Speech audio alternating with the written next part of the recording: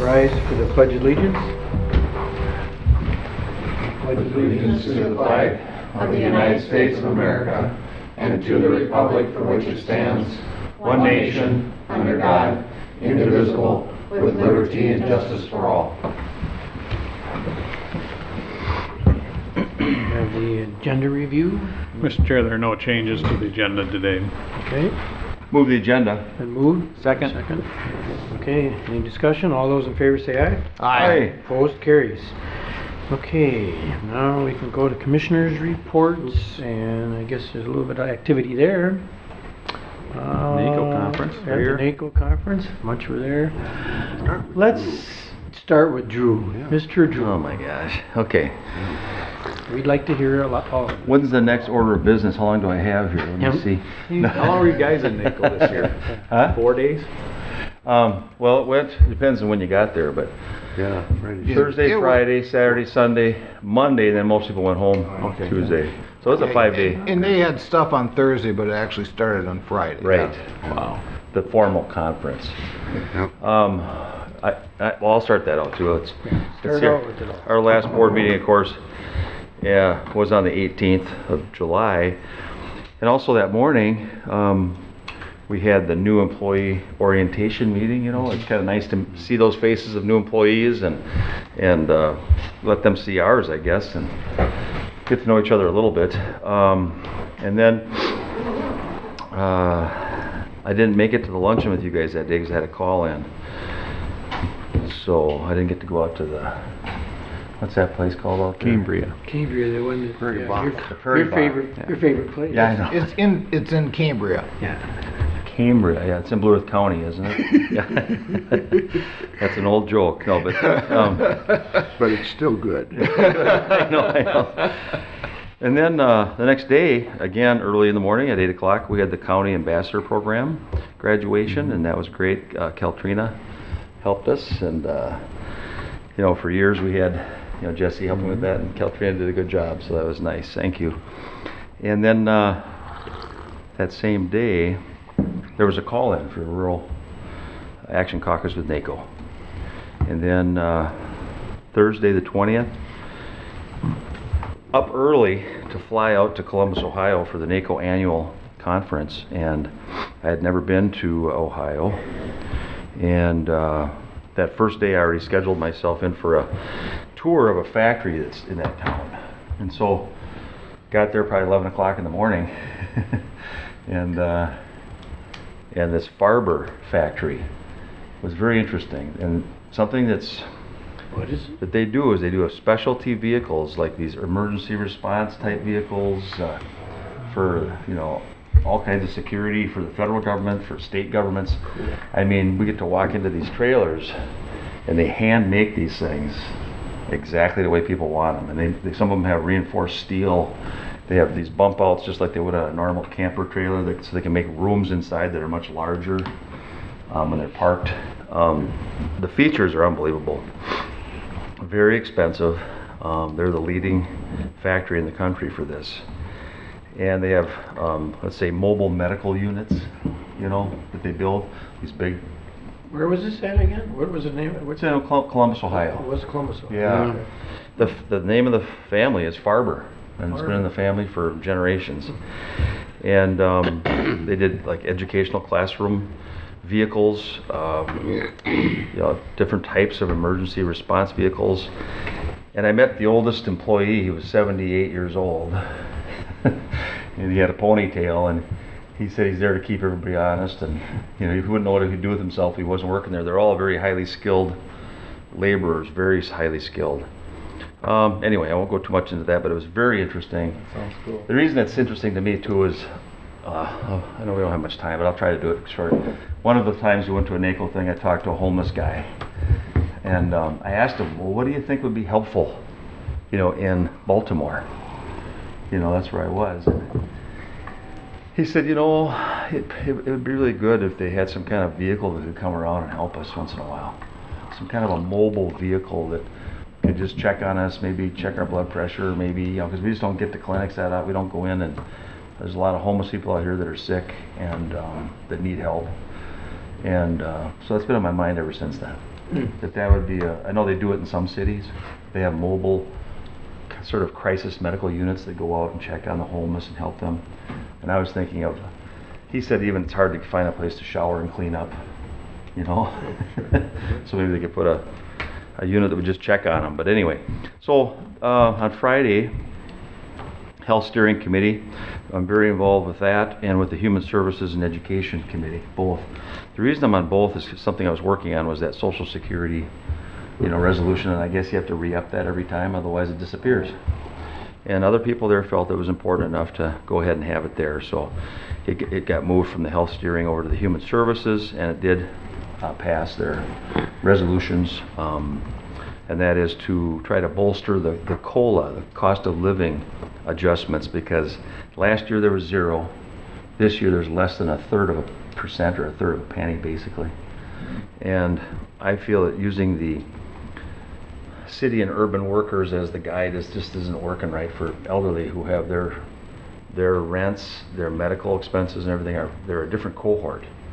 So that people who are handicapped, widowed, or are receiving their retirement benefits really are on very fixed incomes, and those costs to them are really going up dramatically over the last few years. So they won't lobby heavy on this thing, but if it comes up in some meeting, they'll speak to it with our federal government. Health Steering Committee, of course, let's see, then I went on to a real quick note there. Mary Ann Borgeson was our chair for quite some time now. She's our co-chair of the Health Steering Committee, and she also, at our business meeting on Monday, became the second vice president of NACO. I saw that, yeah. Yeah, so That was nice. yeah, and I already knew her from the involvements, with. And then we had, I went to a retirement readiness and solutions, which kind of fits into some of the things I've been concerned about with benefits for seniors and things like that. So Nationwide put that on, of course. They've got several tools that they have to help people plan and to help their employees. Each county employee has access to some really interesting software that can help them examine their own readiness for retirement. So it's really good stuff. Rural Action Caucus on Saturday, and Vance can speak more to that if he wants to. The one thing I did mention there, because it did come up, was they were acknowledging the nonprofit and faith-based organizations that are part of helping with this poverty that's going on all over the country. And our new president, J.D. Clark he's for the committee. for For- Rural Action yeah. Caucus. Yeah, he's the committee President. chair He's or chair, president. yes, Great. Yeah, and so they had quite a talk on the challenges of poverty and the war on poverty, and I spoke about Vine, and that they're the largest faith-based faith in action group in the country. And a lot of people didn't even know what that was. Later on, I had people go up and ask me, what are you talking about, these faith in action groups? We don't know anything about them. And they've been around for quite some time, so got to fill them in on a few things. I also attended the memberships committee. I've just been on that for 2 years, and we hear about the trends that are happening across the country, gaining new counties and losing some. Mostly it's the real smaller counties, comparatively speaking, than the larger ones as far as membership with NACO. And then I attended the Building Arts to bolster your county's health and economy, and the impact of arts and nonprofits on your community. And they've been doing more and more studies on this, and believe it or not, this is what they've come up with annually. $166 billion spent annually on the arts. So that's quite a large dollar figure. And if a lot of communities that have figured it out have tapped into that resource, and that cultural benefit is what I would call it. So that was a good session. And then the general session, they had NASA spaceflight person speak. They had the U.S. Secretary of Ag. I won't go through all of it. The one person I didn't really want to listen to the whole thing, I hate to say, was that Piper Kerman. Orange is the New Black. I got up halfway through and left. I wasn't into it. So, Is that based on Netflix? well, her wrote book, the book. her book, She wrote she the wrote the book on book, it? yeah. Okay. She was put in jail and talked about a lot of the disparities that she sees. And then, excuse me, we attended the Minnesota delegation. All of the commissioners and staff that attend NACO, we always get together for about an hour, and people share ideas and give short reports from their various committees that they're on. On Sunday, Fundamentals of High Functioning Pretrial Justice System, I attended. Very interesting. A lot of work being done, new work being done in counties and in the court system for pretrial justice. And they look at things, different types of risk assessments, risk-based supervisions, trying to identify those who don't maybe necessarily, just like we're trying to do, spend their lives in jail, and trying to help them. I didn't see a lot of, there was 2 counties that presented, there wasn't a lot of the same thing we're doing with the yellow line. They were helping deal with them after they're booked into jail. Whereas we're trying to catch them before they even go into jail, which I think is even better. But there's a real big area there for people who are in jail that need treatment and need to be plugged in. Counties, let's see, they shared what they were doing. Let's see here, treatment for incarcerated, funding that's available. And then I attended the luncheon for NACO Achievement Awards, and that's always good. There were several from Minnesota and several counties, and so I usually like going to that. Then let's see here, I'll try to wrap it up and see. Monday, of course, we had our business meeting. We had an election of Mary Ann Borgeson, as I said. We had the Central Region Caucus, and a lot was on media relations there. And of course, we had, I saw a familiar face. Jessie Byer was presenting. She was there as a county administrator and with NACIO, information officers. And so she was stepping down as the president of the National Association of Information Officers. And she put it on with Carolyn, I don't know, I'm not sure how to say her name, Marinon. She's also information officer for Hennepin County. So, I didn't make it to the general session in the afternoon, so I was hoping to hear something about it, but from either Vance or Will, even at lunchtime or something, and had to fly home early. I had some things on Tuesday I had to get back for. So I missed the big general session, which is about 2 hours long on Monday afternoon, and I missed the final sort of a reception for everybody, a celebration in the evening. So, thank you. Oh, wait, real quick, sorry. I got back, Optimist Club, Minnesota Valley, Moondogs game Tuesday night I made it back for. I had to help with that. And You Being sang optimist. at that. You did more than oh yeah, help. that's Being an right. optimist, You did they sang the win? national I anthem. did, I sang the national anthem. Oh, you sang the national anthem, and did they You win did. because of your Optimist Club? You know, they didn't. But, and I did mess up on a few words. I'd never sung that publicly in a large group, and it was a little more nerve-wracking than I Well, that's a hard song to anticipated. sing. Hard song to I sing. couldn't even think. I mean, it was strange. Yeah. Everybody's so formal, and they're facing the flag, and the emotions kind of hit you, and it's like my brain just almost shut off. It was just kind But it of. didn't completely, so you're okay. I did it, but I just missed a few words and things. But they said I pulled it off okay. So, in fact, they wrote me down for a backup because they can't Oh, find wow. singers. So. There you go. Vine board meeting I went to Wednesday morning at 7:30 on the 26th Blue Earth County Fair on this last Saturday. I was there with my wife Dawn, and met with city staff yesterday regarding some neighborhood issues that maybe you read about in the paper a week or so ago. So that's it. Thanks. Busy. True. Busy. Busy week.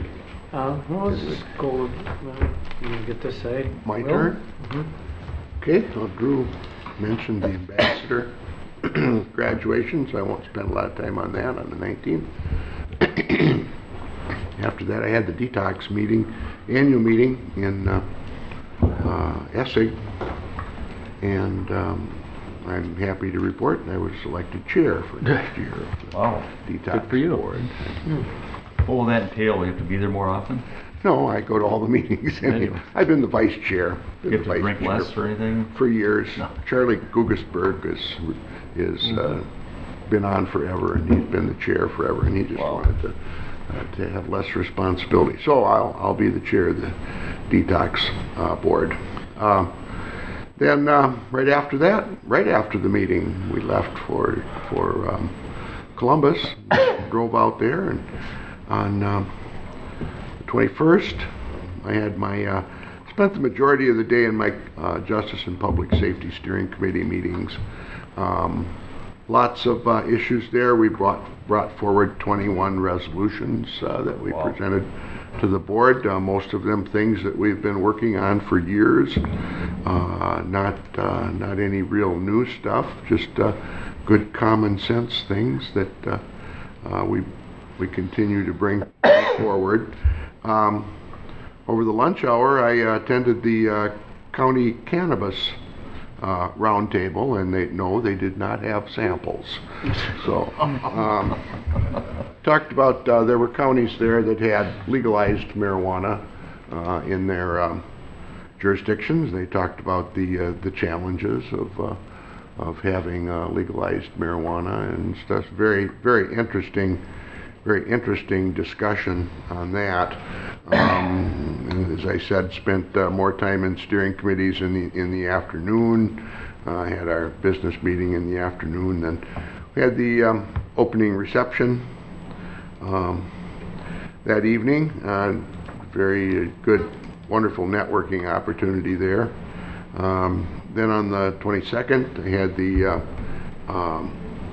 steering committee subcommittee, which I'm the vice chair of, the emergency management subcommittee, and we continued our work there. Again, not anything new, just things we've been working on for years that were part of the platform. Of course, then we had the general session, Minnesota Delegation Caucus. Then on the 23rd, I attended a couple of the work sessions. Very interesting one on dealing with immigrant populations and stuff. Weren't you in that one, Drew?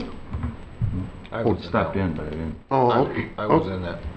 Oh, you were in that. Okay, very interesting. Then after that, harnessing the engagement of the employees. Again, just good information presented. Then the Luck Rack reception that evening. It's always a very good opportunity to network with folks from around the country. Ran into a commissioner from Nebraska that had 750 people in their county. Amazing. Can you imagine? One paved road. One paved road, and he lived on it. Fancy that. So, South Dakota has counties Yeah. like that too. Did they have 5 commissioners there yet, or? Three. They have 3, 'cause a lot of commissioners. places have 3. For 750. I would think 3 is plenty. yeah, just can you imagine what government must be like with 750 residents? So then the annual meeting, the Central Region Caucus, the general session, and then the conference reception that evening.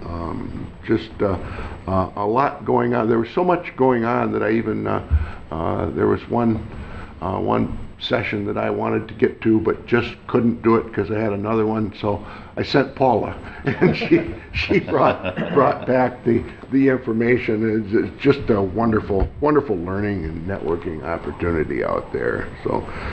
And of course, we got back in time for the fair. I was down at the fair all 4 days.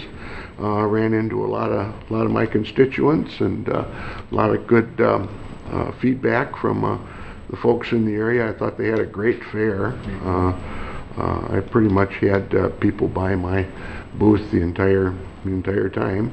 On Friday, I had a drainage meeting in Good Thunder with Representative Cornish and Ron Rehnquist and some folks from the DNR to talk about some drainage issues. And then yesterday, spent the entire day on the Rural Minnesota Energy Board tour. We went to the Deer Creek electrical produced electrical plant in South Dakota, just west of Lake Benton. And they talked about they produce electricity out there with natural gas.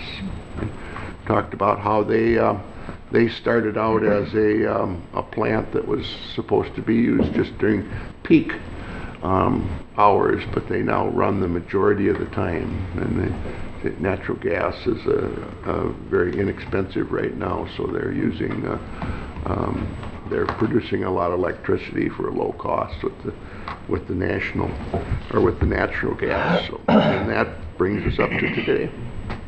Okay, thanks, Will. Seeing the time, do we To go to the county attorney's office. do the county attorneys right away? Patrick? Yes, sir. The numbers generally speak for themselves. Just a couple of things to update you on. We continue to move forward with the information, and on the Child Advocacy Center, had hired a part-time coordinator, and hopefully sometime in September we'll be having a meeting that a couple of you participated in last time.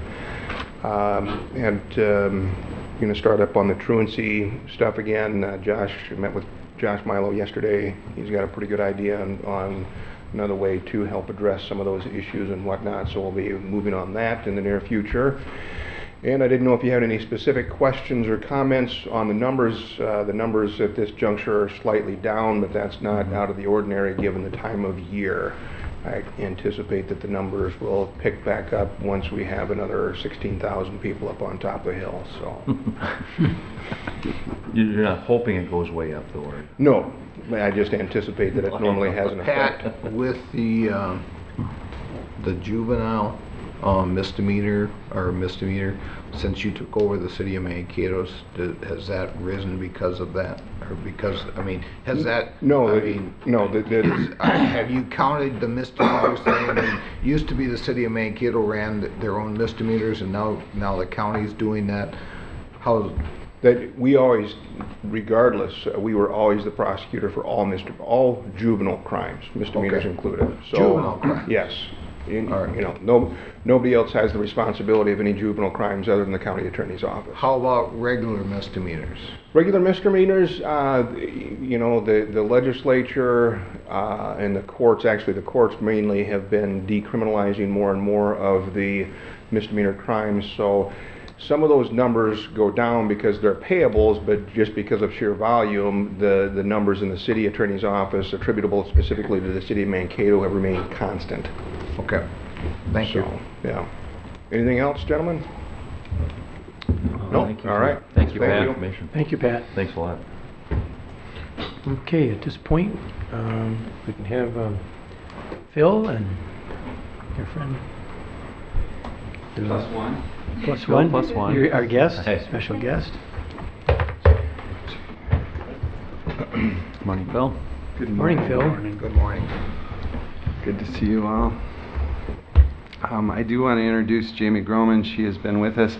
I leaned over and said, "How long has it been, Jamie?" She said, 1 year Has it been a year? today. Really? And so I guess it's a new Hasn't changed, yeah. tradition that we'll bring somebody with on their 1 year anniversary and have them present to the county board. We have some informational items that we'll get to in a minute, and I asked Jamie to sit in with us just because she is in the role of our South Central Community-Based Initiative supervisor or coordinator for that whole program, the 10-county effort. And so she has lots of people that she tries to keep informed and happy, including Blue Earth County.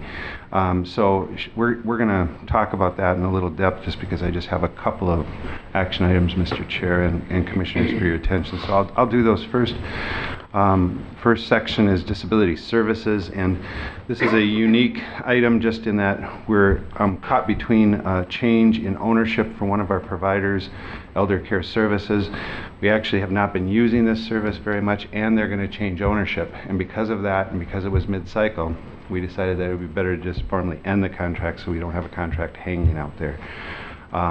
There really is no reason for that other than the change of ownership. If the new owners would feel that there's a volume need or a service that we need, we'd just do another contract with them after the first of the year. So it's just really a lag issue, and just wanted to clean that up. And then the second one is more substantial in adult mental health. Rice County asked us to basically do a shared staffing model with them for what we call liaison case management services. We have a staff part-time as part of her caseload that really goes to the community-based hospital and to a NOCA facility and tries to just help keep things moving along with that staff. Some of that's about a relationship from staff to staff, and some of that is about her knowing those individuals that are placed in these high-end facilities at very high cost, as you're all very aware. So we've already seen great gains. It does tie into our jail project to some degree. And Rice County was wondering, because their volume is like ours, which is still episodic, you know, kind of 1 or 2 people usually, that need this kind of specialized attention. And they were just asking, as long as she's going up, wouldn't it be efficient if we also would look at their cases and talk to their case managers and help coordinate that care? And so that's what this contract is about. You'll see at the heart of the terms is we're going to bill that at a rate of the true cost for the staff plus all of our overhead. We have both programmatic department overhead and county proper overhead that we apply to that. And the term that we have in this contract is August 1st of 17 through December 31st of 2018. So I'm kind of excited about that. We think there will be a nice partnership and efficiency to be had there.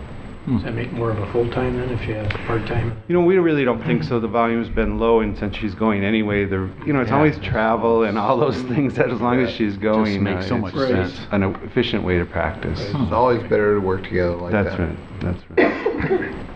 So that's what I have, Mr. Chair and Commissioners, for you today as far as the action items Move go. to approve. Second. Second, discussion?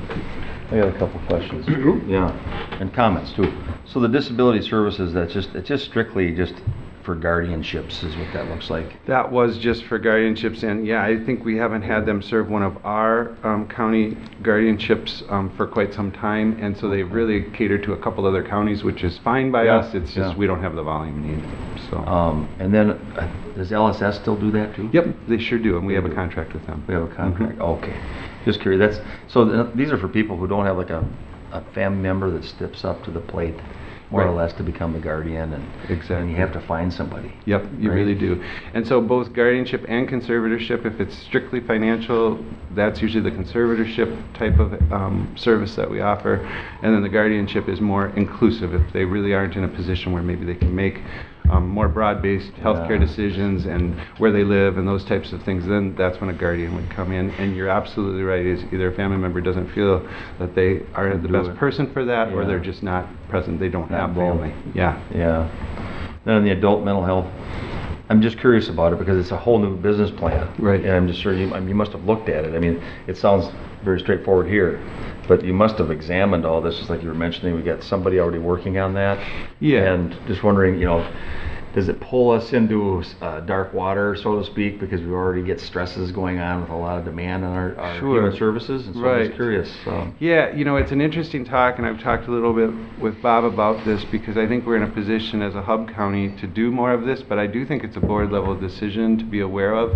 I would say a lot of Jamie's work actually in the initiative is a 10-county collaborative, and so we do that. Our immunization registry, is a 4-county collaborative, and so we do a lot of these partnerships where we kind of use staff on a more broad base. Our housing piece on homelessness, as you well know, that's a regional project. So it's certainly not new to us, this model of trying to do shared staffing. Okay. The question for the board would be, how much of that do we want to do?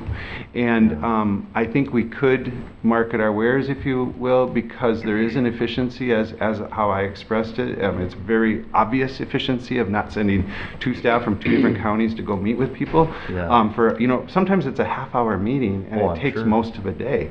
And if you could meet with 2 people or 3 people, there's just an efficiency in that that's kind of, it's kind of a no-brainer, but there's a policy level issue that I think to Bob and all of you as our elected officials should be, you know, kind of monitoring about how much of that would we want to do. Yeah. And I do think there's more and more opportunity for that, but, you know, I always say to our staff is Blue Earth County's on the letterhead. That's our job. How much of this regionalization, how much of a regional presence do we have, is really a board level issue and a board kind of palette for where you guys at with some of Yeah. that as well. So, yeah. Well, I'm sure that the supervisor must oversee this too. Correct. Yes, and So- this position too, Commissioner, I should say, is not new. We did a 42 county initiative a few years ago. We probably reported to you on that if any of you remember, but we led that here in Blue Earth County. And one of the products that came from that big piece of work was this role, this liaison case management role. And Olmsted County in that region did this very same model. So it's not a brand new model. It's been tested. There's great efficiency in it. Okay. We've seen between the jail project and this role, our use of Anoka has already dropped significantly. I think we have to be cautious because, you know, 1 or 2 cases can skew that back the other way. So I don't Yeah. think we're taking any of that to the bank Sure, yet. sure. But so far, so good, and we've seen great effect from it. And it is one of those things, Commissioner, that I would say these staff really do pay for themselves just because of the tremendous cost that It's goes nice with if you it. can fit it in, you Yeah. know, like you Yeah. said. Exactly. I think, and a lot of people, the board is aware of it. I know Vance and all of us, we're all aware of this issue that the state has given Anoka permission that once they notify a county that they have a resident from their county ready to leave, we get billed 100% at a rate that's about, to me, it's probably double or triple what it should be. Right. And so that's a huge expense to the county and to the residents. And so I can see where something like this is healthy for counties to work together to try, because of this decision that's driving it, as far as I'm concerned. Absolutely. It's a savings thing. It's a state decision that's driving it. Right. One of the So- things we've struggled with greatly, and I know Bob and the board has worked hard on this, is that we keep bringing to you these actual needs. To the heart of your question, Commissioner, too, is, you know, if we're overtaxed, how do we do more? But the other problem in that is they're all cost centers. There's always this margin of gap between what we think the person can bring in based on revenues and how much it actually costs to put that staff out in the field.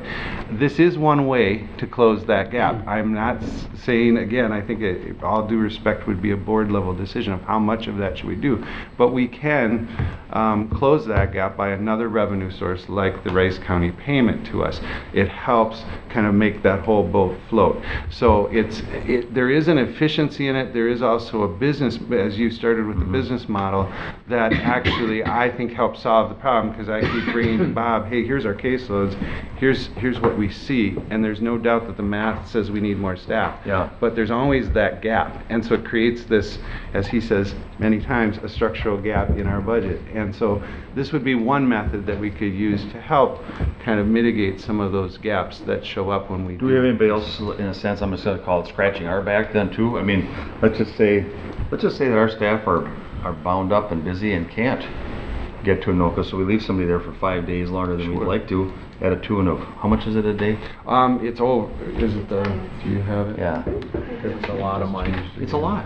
There's a difference The between. CBHH is actually more expensive than Anoka, which is a little interesting as well. It's very high. The AMRTC is about $13.75 a day, and Per day. CBHH is $1,860. So 1,800 a day there, and Right. 1,500 at the other one. So if we're caught, this would almost be sort of a mitigation thing for us, if we could have some county contractor with us, even if we only use them whenever. Sure. To help scratch our back, so we can save ourselves from the state decision Yes. of this high allotment of daily funds that they're Right. allowed to charge. Right. Absolutely. And I think we do use that model a lot in case management, where we do what we call courtesy case management. So if we Okay. do have somebody placed up in Duluth, we'd ask St. Louis County, would you mind doing the case management for us so we don't have to travel at all? Right, And so right. that does exist, and we do have that mutual back scratching that out. I'm just saying, it'd be a nice part of this business plan is if we had another county sign on with us. even. Absolutely. And So say if you back up hear to of somebody that's backup. a backup, like Sure. Rice County or somebody else would want to do it, Absolutely. it'd save us some money. Yeah. too. Right. So, okay, thank you.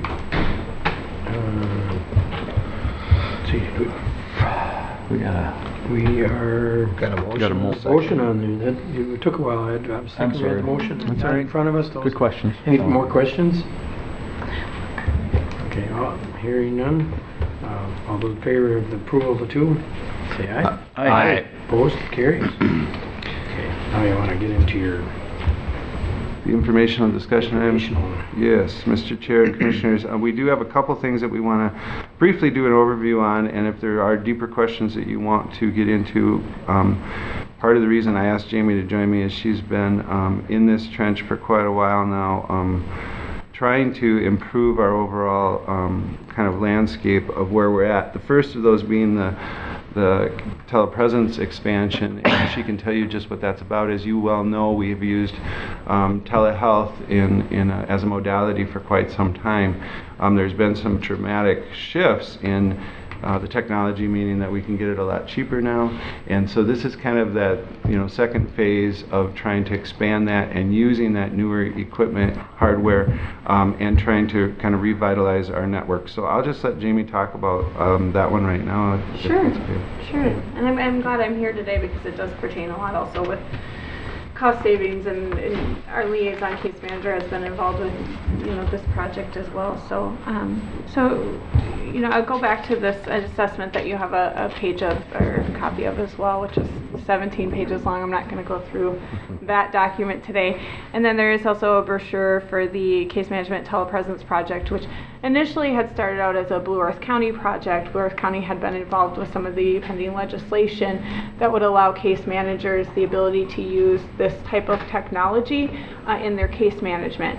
This means the world to case managers. They spend a lot of time driving for sometimes very short meetings. But it's also very important to have that face-to-face connection with people. So this allows us the flexibility to do both of those things as needed. Everybody who's participating in this project is doing so voluntarily. So people who aren't comfortable with being on camera or on screen, they're not required to do it. We're asking that they give it a try and see how it goes. Like Phil had said, there's a big change with the cost of the equipment. We're using a program called Video, which uses the internet. It is encrypted, so it's safe. But it doesn't go through a phone line. So connection is far less expensive. Equipment is also far less expensive. We're able to, on our small budget of $15,000 for the whole 10-county region, we've already had 75 people be connected with this technology, and we are $4,000 under budget, which is great for us. We're using this DHS person-centered charter. DHS is allowing us licensure for 3 years with this equipment, as long as we provide the actual camera, microphone equipment. They're allowing us licensure for 3 years during this pilot project. So we're able to connect people with their case managers from a distance and save some drive time, while also being very cost effective. With what we look at as far as expense, so I work with 10 counties, I work with South Central Minnesota. If a case manager from one side of the region were to go see a client on the other side of the region, one trip pays for that equipment for the year. So it's very cost effective for us. So we're just getting people up and running. We have about 75 units already installed right now. We are working to build residential contacts all over the state of Minnesota. We've also entertained whether or not to look at our hospitals that we use quite a bit in Fargo and Sioux Falls to see if it's an option to connect with those as well. We have hospitals participating. We have intensive residential treatment facilities participating. We have a number of residential providers that perform more specialty services like traumatic brain injury and mental illness, anything that, chemical dependency and mental illness. Some of those places that we need to reach farther out to go to for placement. So this affects at least 80% of our case managers. According to our survey that we did, 80% of case managers said that they at least half the time have to leave for a placement for a person outside of their home community. So it's been very cost effective for us. Do you have questions about this particular project and how it works? The pending legislation will allow us to have more billable contact. Right now we're able to use, I believe it's 8 of our 12 face-to-face visits a year and bill for it. and we can use this technology. With approval of that pending legislation, we would have 10 of our 12 contacts. So really 2 face-to-face trips per year would be what's required. Sometimes more are really needed, just ethically for good services. But we would be allowed more flexibility in that, so. Maybe we just comment on that piece that you all, I know are aware that Angie and I have been involved in that piece of legislation for ITV for the last couple of years. This year we did get it approved, but it did have some kind of qualifiers on it, meaning that we had to start with the adult population so that it fits right within Jamie's services. I would like to see that expand to the kid side just because of what she just said. There's often kids that you want to check in with maybe every day. And this, you can imagine that even though you might not get paid for it, the way the structure is, you get a monthly hit. But it's just good care to check in and keep checking in with them if they're in placement because they're struggling and they know their case manager, they feel connected to that case manager.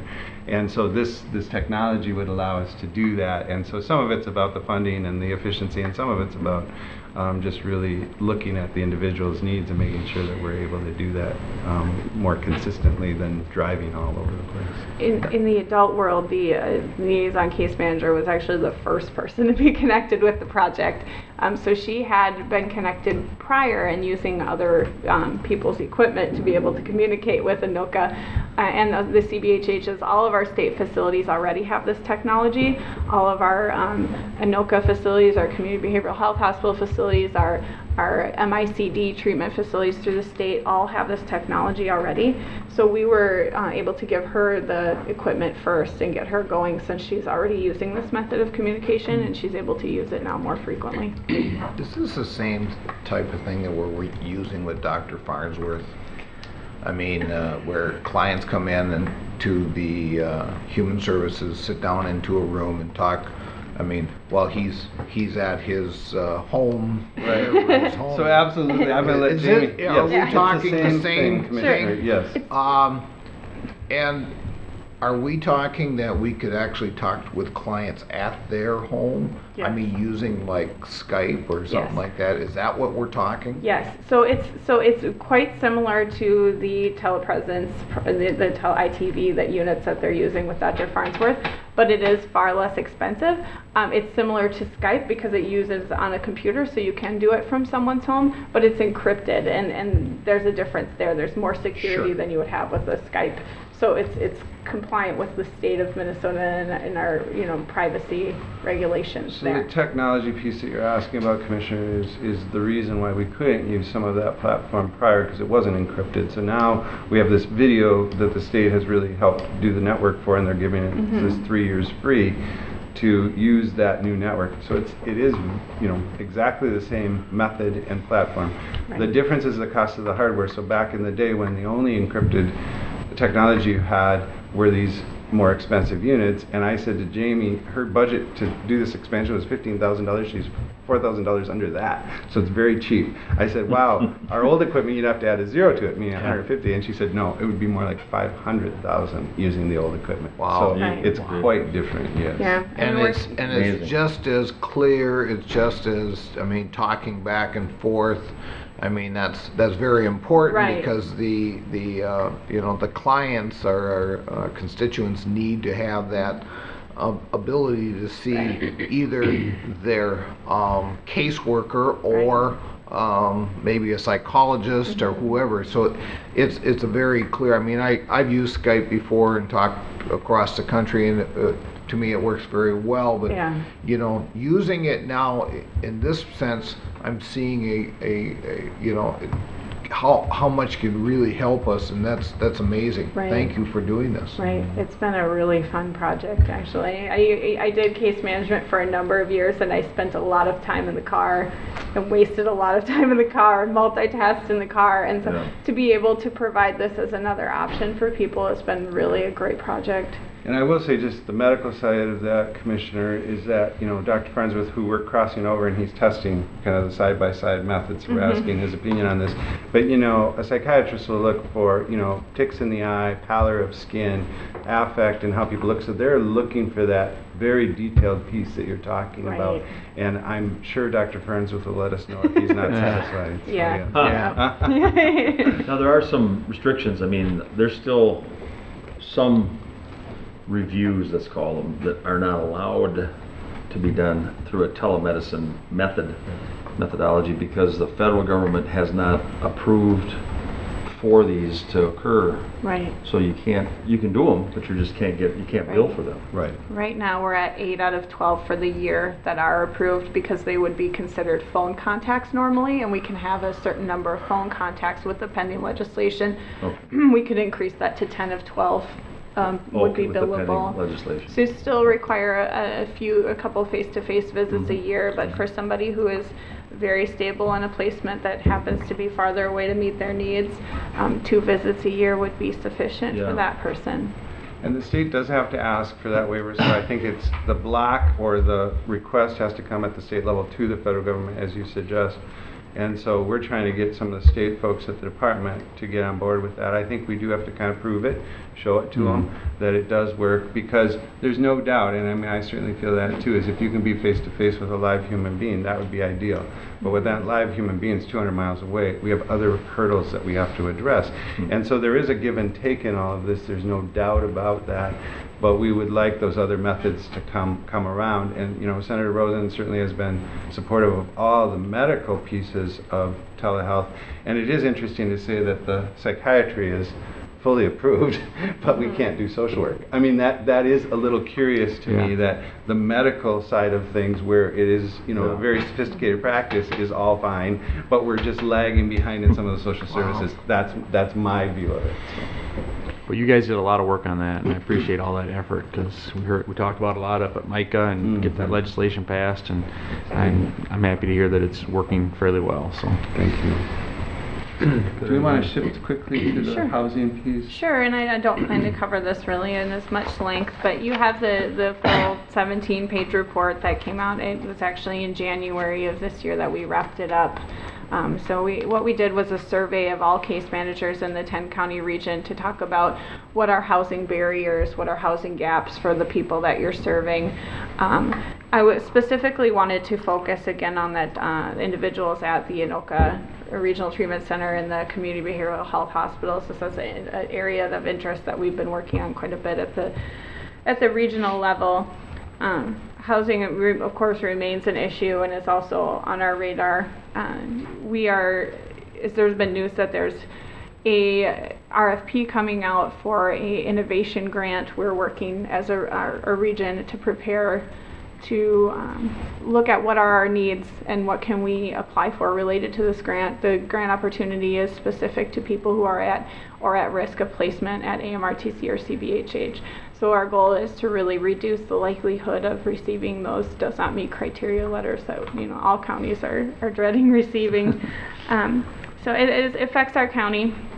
I believe it was 32% of our case managers were working with somebody who was at an AMRTC or CBHH at the time that we did our survey, and almost a quarter of those had that does not meet criteria letter.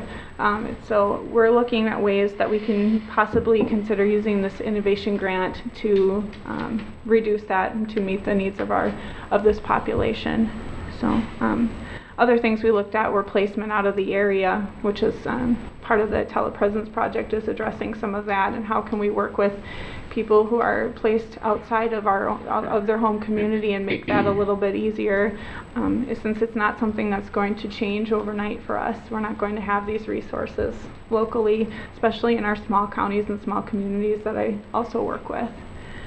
So Blue Earth County has also been a part of that innovation grant planning and what is in there. So they've been involved in that, and that's been really great to hear as well.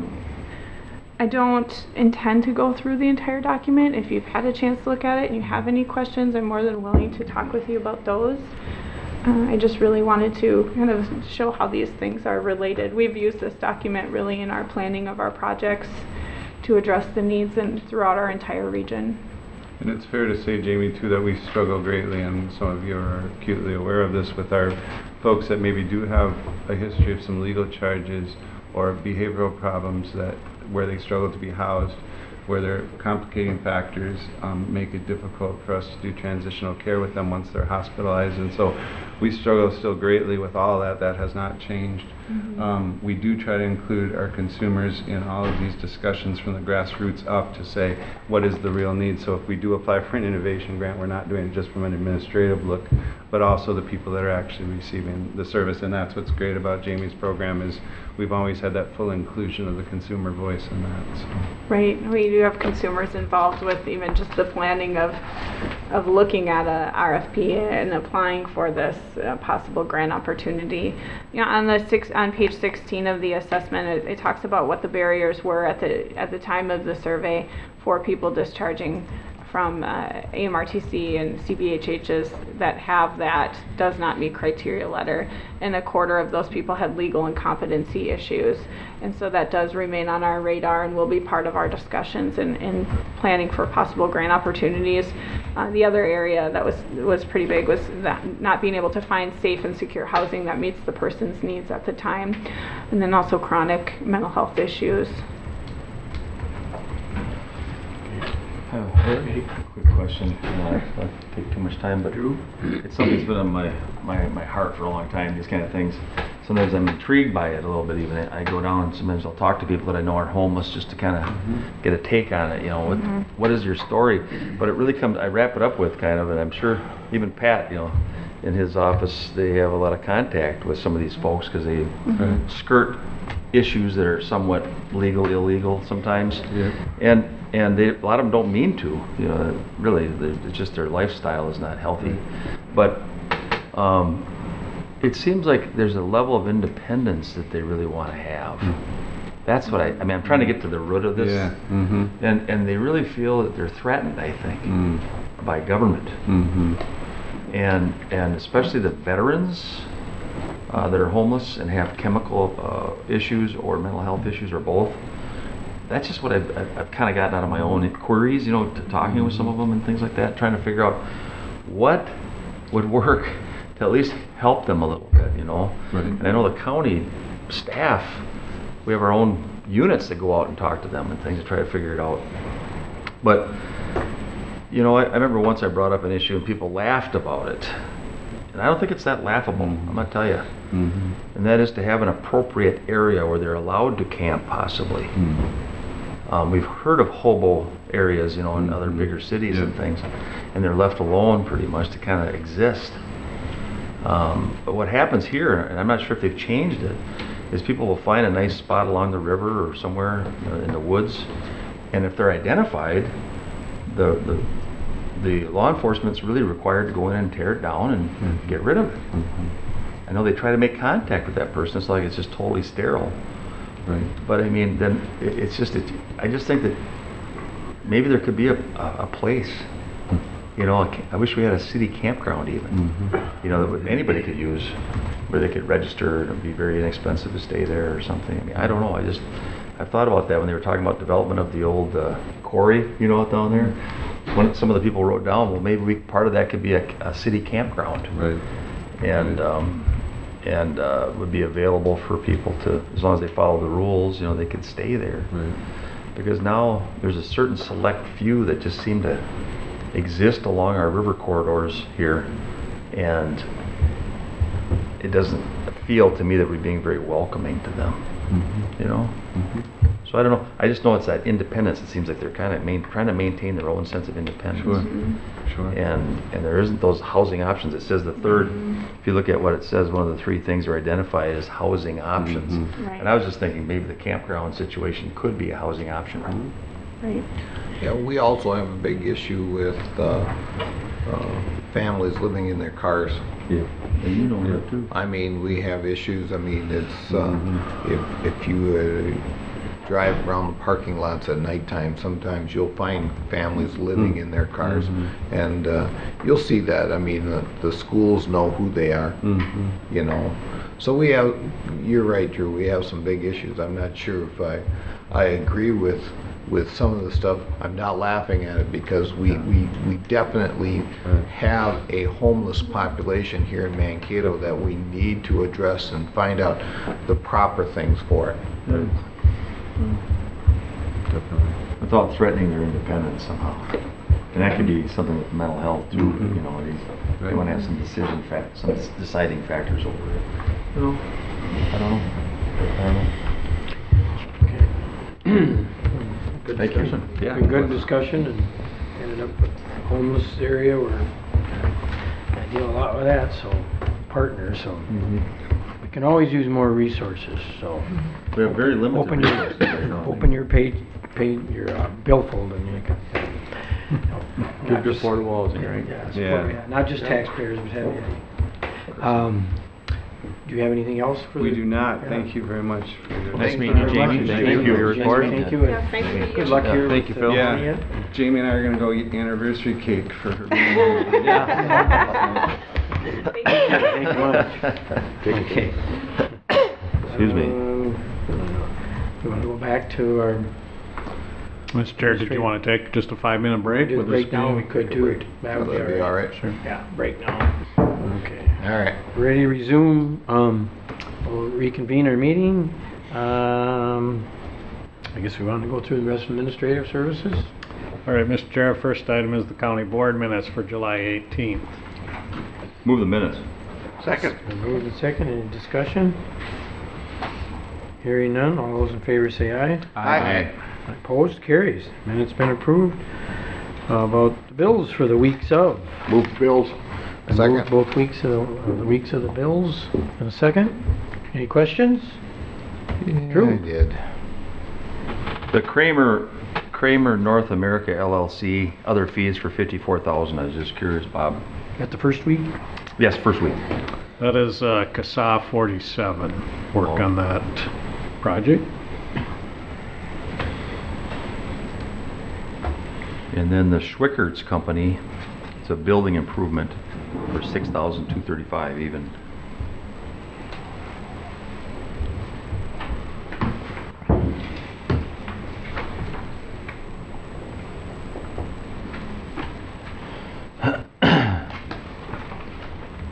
Tim might know what that is. No.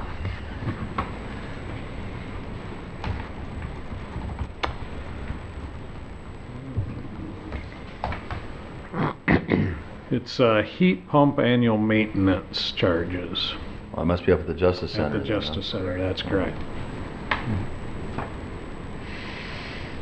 Those things have been kind of a deal, haven't they? They are very interesting to deal with, yes. Yeah.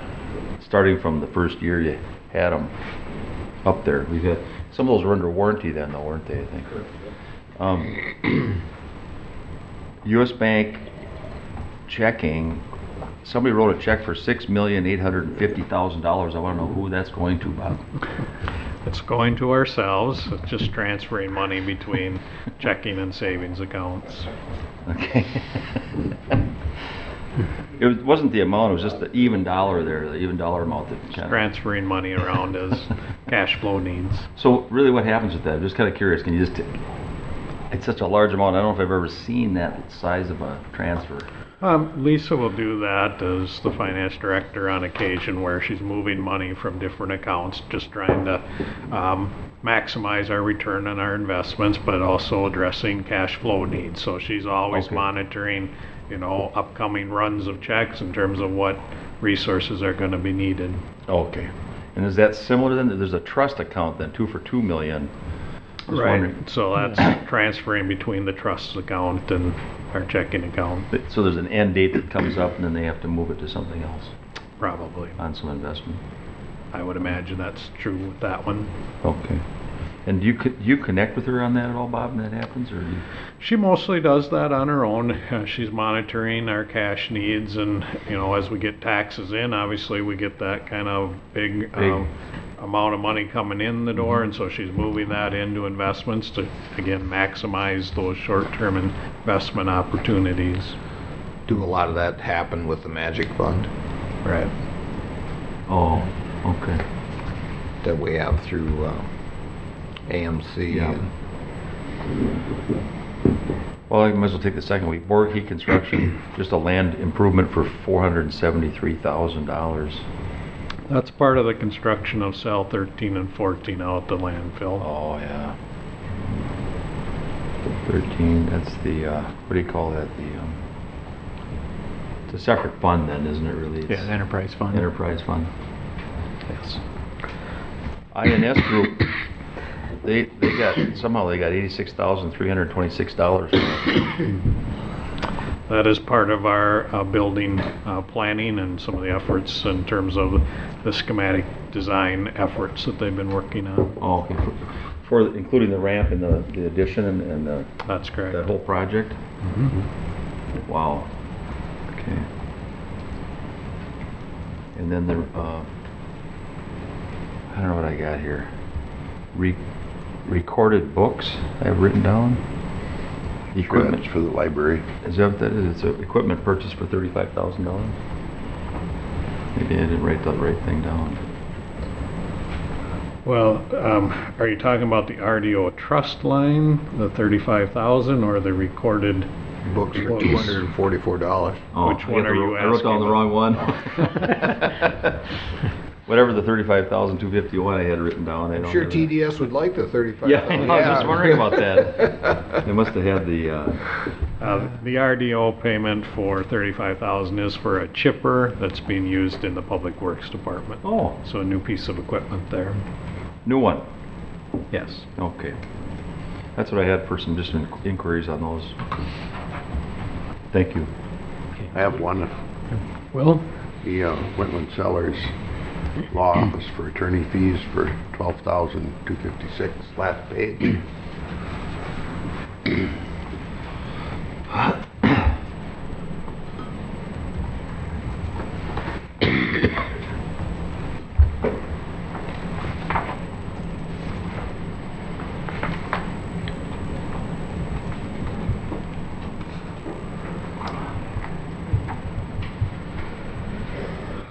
The majority of it is for County Ditch 48 improvement.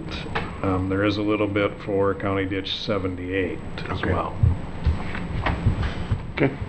All right. Well, Drew took most of mine, but there was one in here that just seems, the name of it, the New Pig Corporation.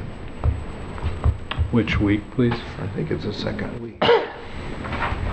The New Pig it's only $320, but the name of it was just like New Pig, P-I-G, Corporation. It's probably pulled pork sandwiches. Yeah, there's a name, well, there is. It's for isn't there a new- maintenance an supply outfit out there shop, somewhere? that's Oh, what it says. yes. I don't know. I'm sure it's absolutely, it just seems strange. It's one of those, and it's great to get Bob to look hard. Yeah. So the description says barrel absorbent mats. Oh, pig blankets for oil absorbing. Oh, that's what it is, yeah. Oh, Yeah. okay, Yep, sure. absorbent. Probably absorbent, yeah. Good enough. It's part of the Thank you. maintenance supplies, so yeah, Yeah. that would make sense. Yep. Tim's shaking his head yes. So. Yeah. I know what those are too, yeah. All right, any other? Okay, all those in favor of approving the bills? Aye. Aye. Opposed, carries. And just keep going down and. Were you Mr. gonna Chair, do the commissioners You wanna do the reports, or commissioners reports? How do you wanna do that? I guess we could Or do you wanna do that at the end? We can do that at the end. I think you should do it do now. it, Finish we can do up them at the there. end, Sounds good. yeah. Mr. Chair and Commissioners, item number 3 in your packet is the Human Resources Department agenda. You'll see they're all informational items this week. We did have a resignation of a custody officer, so we have begun recruitment to refill that position. We had a lateral transfer of a license center specialist to a taxpayer services specialist within the taxpayer services department, and so that's resulted in a recruitment that's been initiated to refill that license center specialist. Then we have an appraiser that's completed 6 months of employment and per their contract is eligible for a salary adjustment. And then a patrol officer that's completed 12 months of employment. And in that particular situation, there's no change in salary for that individual. be happy to answer any questions that the board has about the human resources agenda. Questions on the board?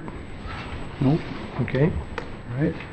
Mr. Chair and Commissioners, then item number 4 in your packet is a resolution outlining the planning that has been conducted relative to the building project at the government center location. The board is aware that we began a space study nearly 2 years ago that confirmed the need for additional office space to best serve the residents in Blue Earth County. As a result of those planning efforts, we have engaged in research on various options to provide the needed space. We are also aware that we have reached the end of the useful life of the parking ramp at the government center location. In order to serve the parking needs of the public and staff, a new parking structure is needed. County staff, with the help of ISG, have worked to produce a plan that will provide a service center model building that will improve our ability to serve the community. The plan includes a building addition, refurbishing of the existing government center building, and a replacement of the existing parking ramp. Through the design phase of the planning process, we have developed a schematic design cost estimates that are included in your packet. You will see that we are estimating approximately $7.3 million for the new parking ramp, $7.5 million for the building addition, and approximately $6.3 million for the remodeling of the existing government center. In addition to these estimates, there's an estimated $2.7 million cost for design, testing, construction management, and furniture, fixtures, and equipment. Staff are recommending approval of the resolution to authorize the building project and to set a preliminary budget. Okay. I'd like to make a motion to the parking ramp replacement only for $7.314, $478,000 or dollars for just the parking ramp. Well, all right, it's been moved. Hearing no second, then we're back to the resolution. I move the resolution. Been moved and second on the resolution. Discussion? I got some discussion. Drew? Well, I just wanted to ask some questions about the numbers that as they're showing now. The parking ramp replacement, Bob, we had special meetings for that recently, a work session. First we had a special committee that looks at exterior design and features and things like that to get some ideas, and we listened to the engineer and architects from ISG on how to do some savings, and we came up with I'm just going to say approximately $500,000, mostly through removal of some of the parking stalls and still keeping the integrity and the design of the ramp pretty much, and some decorative pieces of metal and things like that. Does this figure, the $7,314,000, does that reflect the reduction of $500,000 that we had on there previously? It does. You know, you'll recall at one of the last work sessions we had some of this cost data in front of the county board, and so I did modify those numbers, and the ramp specifically I reduced it by $445,000 based on the feedback from the board at that time. Okay, all right. So almost $500,000. Right. And there was $44,000 that was removed from the new building addition and $35,000 from the existing building renovation. So combined, it was over $500,000. Right. Yeah. Right. And then I was just wondering, as we move through this, I mean, this is just some thoughts in my mind. I'm sure it's on all of our minds, some of these things, that we would be examining as we look at the remodel, because that came out a little higher than I thought it was going to be. I was just curious if that is because, are we required to bring that building up to code with a remodel? Is that what's going on there? I just was wondering. Well, that's a part of it. We also need to keep in mind it's a 60-year-old building, and so this is an opportunity to address some of that kind of core HVAC and electrical and different infrastructure elements of that building. Because we are going to be doing an extensive remodeling, it is an opportunity to not only bring it up to code, but address some of the deficiencies that we're likely to be faced with in the near future regardless. Okay, yeah. Because it just seemed, when I first looked at it, I thought the number was just outrageous, just to be There's honest over with you. $3 million in terms of HVAC, plumbing, and electrical That's what I work. So that, investigated further. you know, And I thought, well, are we required to get this, this building up to code, which is really what's driving the expense behind some of that remodel? And I just thought, wow. So I did call some people who are not ISG staff, just to kind of run some numbers by them and try to figure it out, just to do a mild, very mild, unprofessional probably, due diligence. And they said those are probably in line with that size of a building. How many square feet is that building? Yeah, what square footage was that? It was pretty big. about 60,000. I was gonna say, it's similar to the Nichols Hall building over here. So that's when you get a lot more to it. Yeah. Paul. And I know that, that over here at the Nichols Hall, they've spent a lot of money on that so far too. So, I mean, they're probably up in the $6 million range right now on that building. But, and then the testing and design and all that kind of thing, there's a lot more involved in that, isn't there, Bobby? I mean, that FFE, that means all the internal decorating, doesn't it?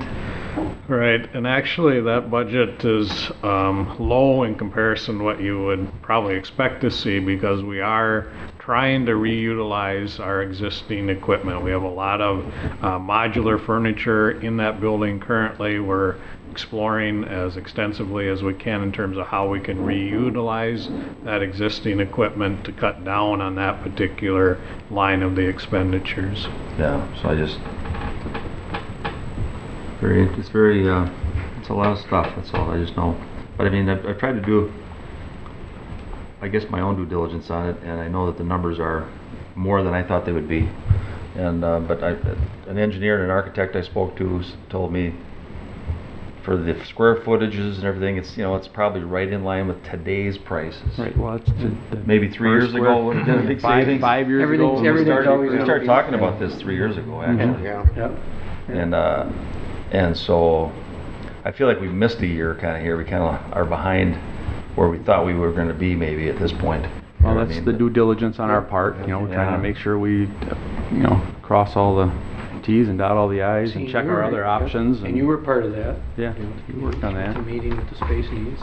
So you've been working at it hard. Yeah. It'd be nice if we were a little further ahead of schedule, but No, I know. It's just, so just that's keeps all I getting have more to and say. more I mean, I expensive. think I hope we can look for savings as we go through here, is all I'm saying, is that as we move forward, that we can look for more, efficiencies maybe, and maybe with the help of ISG and other people who work on it can help, just like we did with the ramp. We came up with $400,000 with just some decorative things and a few parking stalls, and maybe we can find some more ways to recycle or reuse or something. If we can, that'd be good.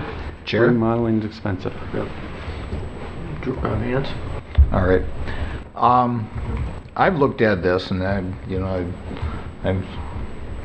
done a lot of work, and I've been with all of you during our meetings, during our work sessions. I recall 2 years ago when we first started looking at this, and we were talking about a building directly across the street, and we were talking about 20,000 square feet. And at that time, we didn't know what we were going to do with the houses that were there. Now they're being moved and destroyed, and it just wasn't going to work with the parking ramp and this and that. The first time we were talked to at a work session in reference to the new building. We had 25,000 square feet. This is what was being recommended. This is what Bob came out, and INS came out and showed us a 25,000 square foot building built so we could place another floor on top. Okay, so it was built with the framing and stuff. So if in fact in the future something that we needed more, they could actually put another floor on top, so it'd be a three-story instead of the 2-story. The next time we talked about this, all of a sudden we had a basement underneath this.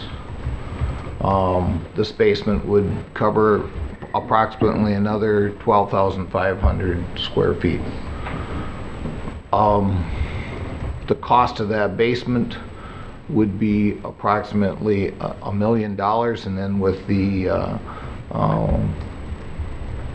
things to put into it, the basement would be another $100,000. So about $1.1 million of extra cost for a basement.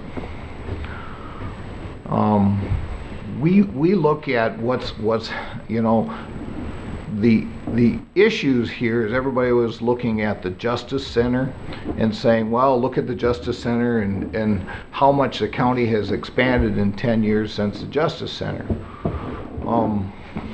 I've looked, and you can, if you wish to, I've got the Justice Center for the last 10 years, and we have gained in personnel at the Justice Center.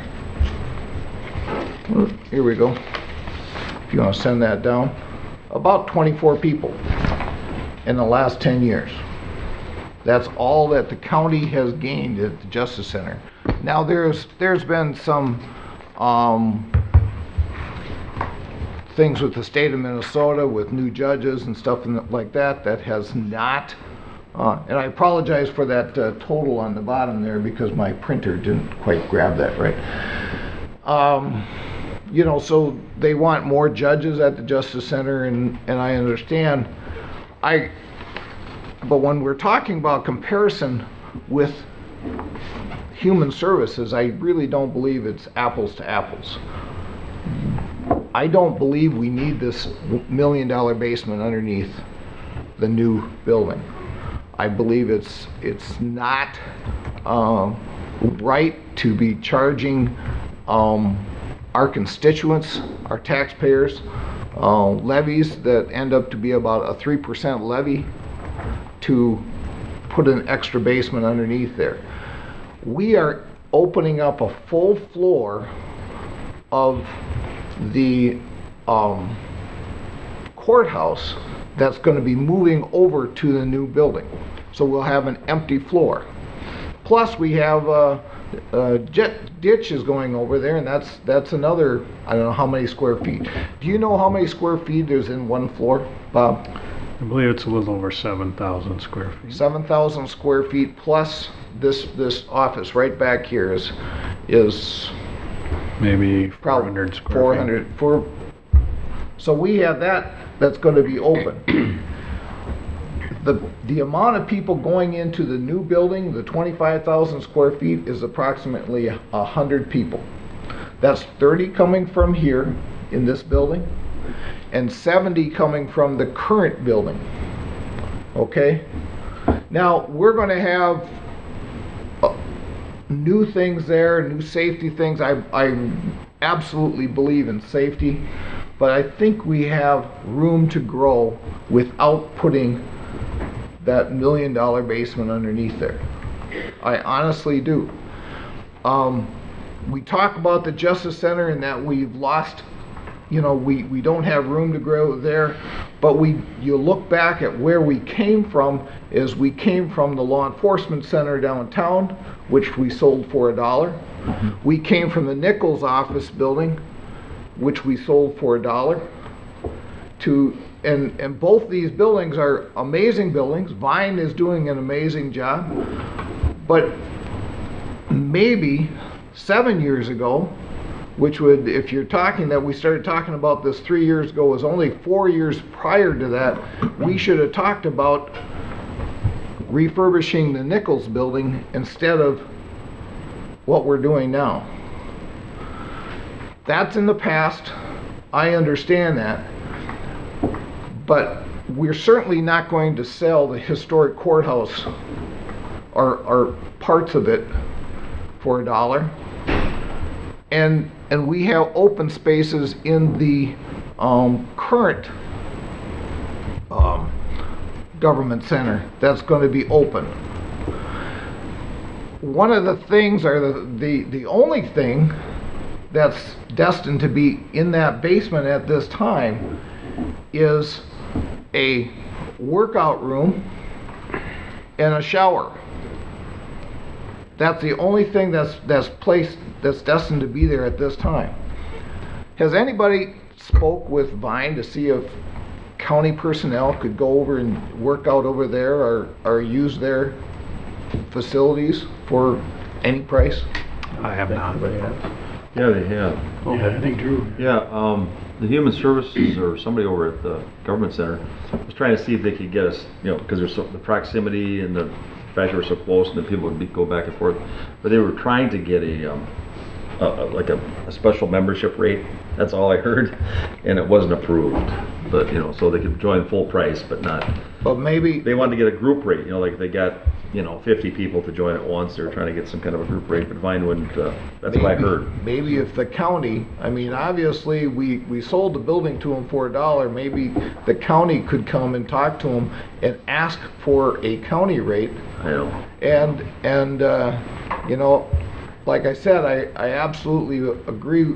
Vine is doing an amazing job, but I think we could use their facilities instead of wasting $1 million of the taxpayers' money on a basement. I honestly do, and if we're talking about 30 years down the road, well, none of us know what's going to happen 30 years down the road. The county we could end up in a depression where we have empty spaces in the county offices. We don't know. Yeah. And if we need the space, the building's built for a 3rd floor. We can put on a 3rd floor. 30 years down, I won't be around. I'll be 90 some years old if the Lord believes I'm going to live that long. But you know what? I would like to make an amendment to take the basement out. Okay, you've made a motion. We have a second. Hearing none. No vote. We could speak to the issue though. Sure, yeah. You can speak to. Well, we're still on the whole resolution. Yeah, I'm just wondering. I got some comments. Can we ask for some questions? Yeah, you got some. Can I ask one question of the Yes. ISG? Is that all right, Bob? Yeah, that's fine. I had asked that question too, wondering if, I thought for a while we would have had big savings if we just would have put in a partial basement, down there. Initially, it was going to be for those people on that side of the building if they needed to get down, if there was an imminent, horrible, disaster happening, like a tornado or something. Instead of everybody trying to congregate in the other basement where I wasn't sure the rooms would be adequate for everybody or the hallways. But the feedback I got later, at first I thought it was going to be a big savings. But then the costs still were quite high for just putting a roughed-in basement with a bathroom and a shower down there. Do you remember some of the comments from back then a little bit? So currently, Justin, Yes, would you you mind? might. Oh, sorry, Justin, yeah. Come up and give your name and. they could join us up here if they want. Oh yeah, you guys go up here maybe, right? Brian, Oh, you guys I'm want Justin to come up Steffel with ISG, just up here to address your comments, commissioners. So when we started looking at the basement, I think initially some of the conversation was, it might be cost-effective square footage to add on. And think about where the floor level of the existing government center is today. It's probably 4 or 5 feet off of the parking lot to the south side of the government center. So if you're adding a footing foundation in there, you're kind of already almost down to basement level. You're halfway there, so it's another 4 to 5 feet to kind of get to full basement depth. Currently, the $1.1 million for the basement, I think, kind of square foots out to about $94 a square foot for basement space. So I guess when we looked at it, that was cost-effective square footage, considering building addition square footage is probably going to be closer to $200 to $206 a square foot on the remainder of our estimate. So I guess when you look at it with those numbers, to us it was kind of a good deal. Could be a good Not free space, but Yeah, cost-effective it's not free. space for future planning. So I think that's kind of where the whole thing originated. And a partial basement, you still had to do a lot of work in order to do it, so the savings wasn't as large if we did a half basement. Remember I asked that? Right, I think if you did a half basement, I think that 94 probably would start growing. You know, cost per square foot would probably Would start go up. growing. You're kind of losing some of your economy and scale. Yeah. Commissioner Campbell, one of the pieces is the elevator shaft and the stairwell. I remember, And, that would need to be there regardless of if you have a full basement or a partial basement. And so you don't get that full kind of ratio of savings that you might think, because some of those more expensive pieces are going to be in a big basement or a smaller basement. Yeah. There's been a lot of discussions back and forth. I know I've talked with constituents. One gentleman who I consulted with, his ideas on things, and he works with architecture and does a lot of different things in our community, mostly historic. Said, well, what? It's going to be right next to the new parking ramp. Why don't you just put some nice doors on there and have secure parking for some of the staff under there? Put a parking ramp underneath the building. You know what I mean? So we've looked at a lot of different angles of, some kind of, if there was usable space for down there. You know what I mean? There isn't any other thing that you've looked at for reducing the cost for that basement, is there? Is there any other aspect to it? I'm just wondering. Well, again, currently the 1.1 for the basement is pretty much Pretty minimal. pretty bare bones. It's Just concrete and block. concrete and block, and it's just set up for future expansion with really no finishes in, just some temp lights. All right. So it's pretty bare minimum. And at this regardless, point. you got to put crawl space underneath it. I don't know what, 3 to 4 feet for access to different infrastructure needs like Well, electrical, plumbing. Yeah, if you all that. don't, regardless, like you said, if you don't have a basement, you'd have a footing Yeah, you'd have to. footing do it if you system. didn't have a basement. Your footing system would have to go down 4 or 5 feet below grade for frost, and we're I talking. believe at the last work session, though, you did inform the board that there would be $1 million savings without a full basement there. Yes, absolutely. We listed it on a value engineering item as a $1 million savings. Thank you. Correct. Yep. There's also been talk about what are we going to do with the current empty space. I believe there's been rumors that maybe we could bring the Blue Earth County Library over here. And I've actually heard rumors that then we could take our current library and sell it to another nonprofit, which of course is doing exactly what we did 7 years ago in selling off space to expand.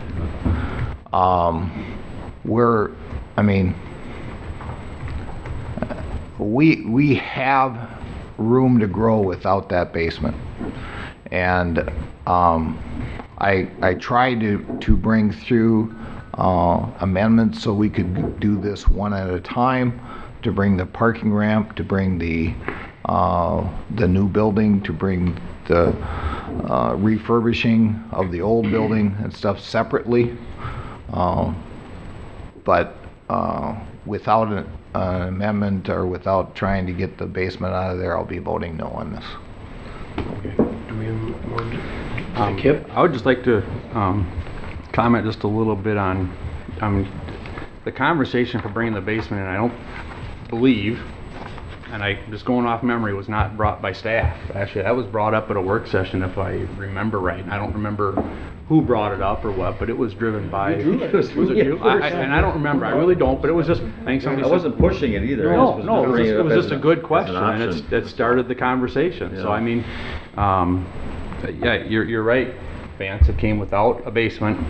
The first run, when I first seen the $1 million price tag, I was not all that excited about it. Had discussions about a half basement. My thought was, if we're going to do a basement, we do it all or none, just because the cost savings isn't there. I've been here, done this. I helped, pass the resolutions to do the Justice Center. Spent over $40 million of the taxpayers' money. This is not an easy task. Nobody likes to spend this kind of money, but it's an infrastructure piece that we have to have. I think the basement is a good, in the future planning, if we're already talking about what this project would have cost us 3 years ago, if we have to add the third floor in 3 years, nobody in this room can tell us what it's going to cost us. We know what the basement's going to cost us today. It'll be there. We'll have some safety aspects for if we have a storm. We'll have that future growth if we need it, but I know I could get someone to tell me there's no way we'll build a third floor in 3 years for $1 million. Ain't gonna happen. So to have this there, we can move some stuff around. I think it just makes a lot of sense. I believe I said 30 years, but not. Well, I'm saying 3 years. I'm not even going out 30 years. I'm not sure I'm not sure if I'll be here in 30 years, but I'm just saying in 3 or 5. You are the youngest one on the board.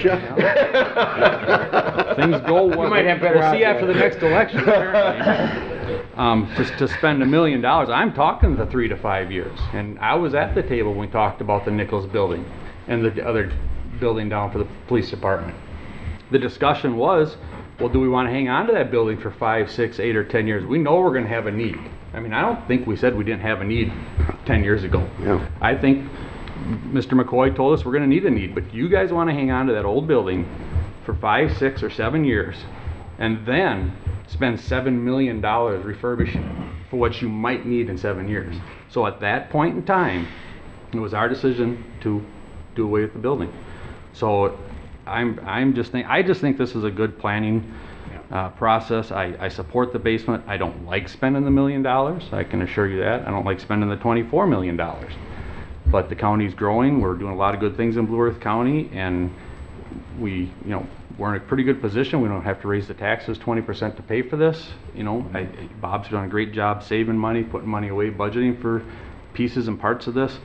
I just think it would be in our best interest to add the basement, and I will support this whole resolution. Okay. Thanks, Kip. I just have a thought. I have really struggled with the whole thing because I too was here when we made the decision to sell the law enforcement center, sell the Nichols building for $1. And having been a Blue Earth County employee whose first office was a closet, we need to plan for expansion, whether we want to or not. We need to plan for expansion. And personally, my grandfather was one of these guys that built for today, and now I'm spending lots of money because he built for today. So I'm going to support it. It was a real struggle. It's a real struggle for me, and I didn't know until a day or two ago that I was whether I was going to support this or not. But I think when everything is all said and done, I think it's the right decision. Drew? I'm going to support it because this is just a resolution basically saying we're willing to spend up to this dollar amount on these things. You know what I mean? I fully anticipate that we will find some savings. I hope as we go through this process, somewhere maybe even more in the ramp, or maybe who knows where, somewhere. So maybe we can offset that even more a little bit. You know what I mean? That's because there's a cushion even built into here a little bit, isn't there? There's probably a 5-10%. I don't know what you have built. There's some contingency built in at this point for things we don't know about yet. Yeah. And absolutely. So it's not. It hopefully wouldn't rise above this amount, but I suppose until you start digging, we don't. Sometimes you don't really know. Yeah. You know what that's like. But I empathize with what Vance is saying, because you've known me on this board the last 8 years. I have always pretty much dug in and looked for ways of saving our taxpayers. And I do have a question for Bob. In just a nutshell, can you talk to us a little bit about how we pay for this? What sort of the preliminary plan is that helps us understand it, I think, a little bit more. Obviously, we're still working through our 2018 budget, and so right now, as we sit here today, we have $12 million built into that budget using bonding funds to support this project. The remainder would be utilizing existing fund balance. So basically a half bonding, half cash sort of arrangement. I think that's still item for the board's discussion at future work sessions as we work on our 2018 and 2019 budget, so those numbers may need to be adjusted going forward. Yeah, yeah. So, I think it's a good move. I know that I spoke to putting our money sometimes where our mouth is, as far as like valuing our employees too, and you know, I like holding unions to their word, but yet I was a union, I was a union guy my whole life, and I do believe in studying health more as time goes on, since I've been on this board, and hearing the reports that providing enough space for our employees to work, providing things like a shower and a bathroom and a place to, maybe even a place to work out, but at least a shower area for both of the various genders. I think it shows that we value their health, and it values that we think about them, and regardless of where it is, I just know that that's something that I think we all embrace, hopefully, and this will provide it for sure, for our employees. It can actually pay off in a huge savings, something we're not bringing up here, that when you provide for your employees to think about health and to actually implement and spend dollars where they can demonstrate that they like going for a walk, or they like working out before they come into work, or they like whatever it might be, riding their bicycle so they have a place to change in a locker room, that those things pay off. Because we're paying hundreds of thousands of dollars on our medical side that have gone up just in the last, it goes like this kind of on our medical expenses with the insurances and things. So I think that we'll actually see a savings in those areas that are hard to track, but they exist. Health status of our employees. In fact, today I'm writing a letter to AMC asking for, when there's meetings that go beyond an hour, hour and a half, that we provide for a break, workshops, all those things. I'm telling you, go to these conferences out in NACO, you sit for 2.5 hours. I make myself stand up. It's just, I can't take it.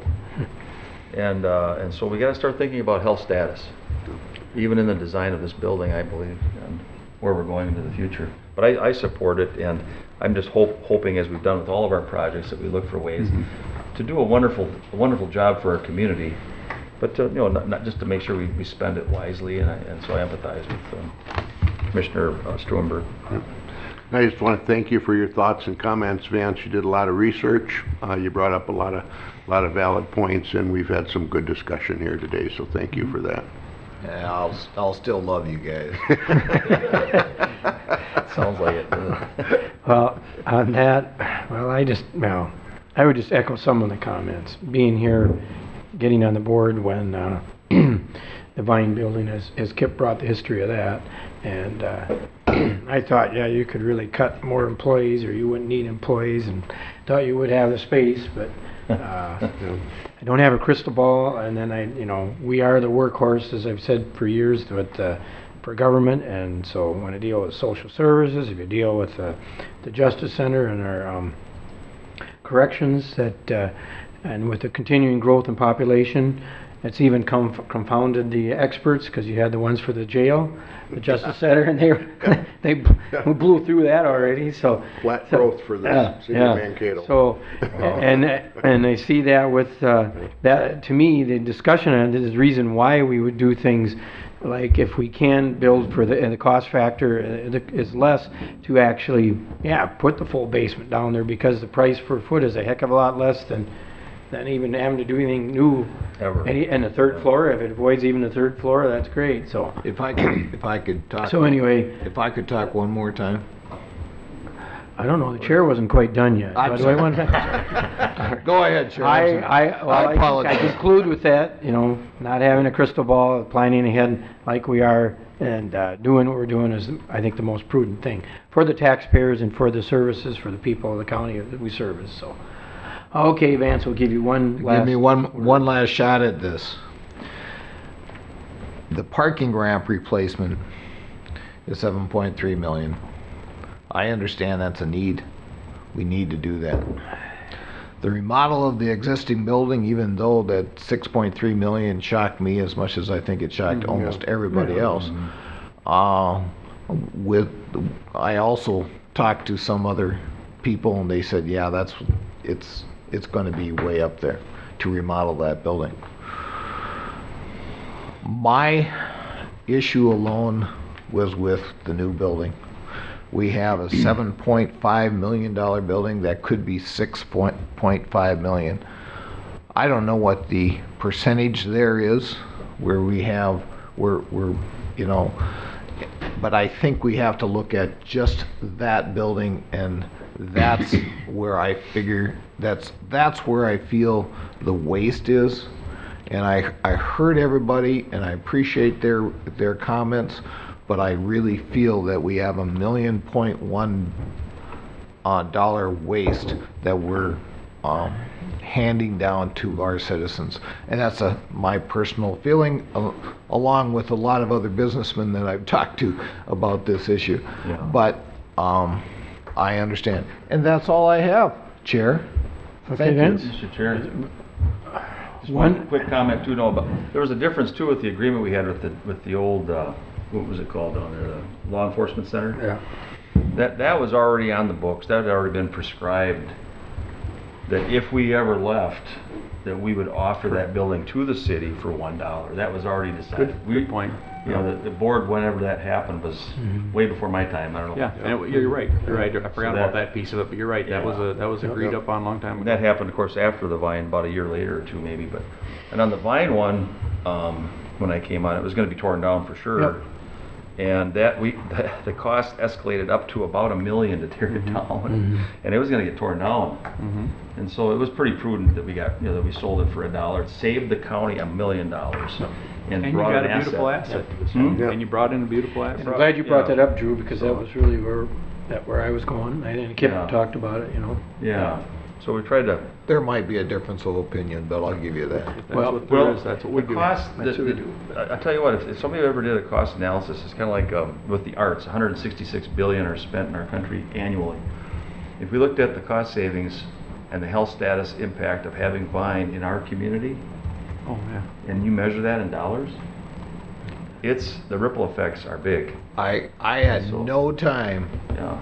cut down Vine. No, not cutting down. This is not a anti-Vine thing. No. This I'm is just saying it's an asset. directly, my whole thing had to do with what the county is doing with its money.